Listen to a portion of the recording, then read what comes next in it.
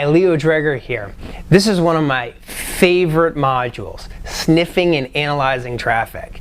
Out of all of the years that I've done this, I boil it all down to analyzing traffic, or analyzing the signature of information as it's moved across the network. So this is a lot of fun. At the end of the day, it's packet analysis. Also, what is critical in this section is to realistically take an OSI model or DoD model approach to this.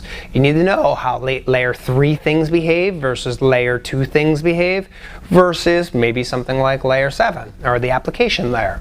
So knowing your OSI model is really, really helpful here, and then actually sniffing or analyzing the traffic.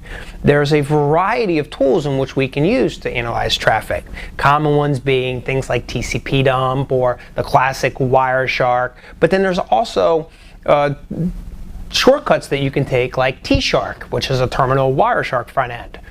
Ultimately, we have to focus on what happens at the OSI model and the different layers of it and the different signatures which our applications identify themselves as.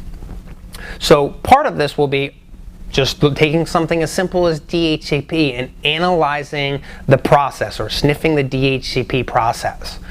Also, how do MAC addresses naturally work on a network? This is also critical because if you know how they work and you know what normal behavior is, well then you can start doing things like ARP spoofing or MAC flooding and some of the more advanced attack techniques. Also, DNS.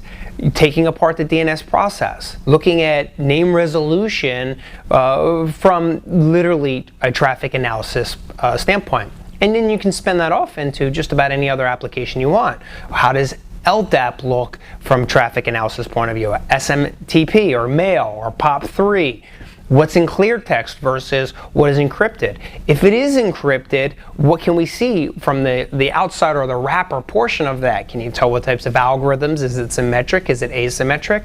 So by dissecting the traffic and sniffing and analyzing the traffic, you can tell exactly what's going on a network. So this is the raw traffic.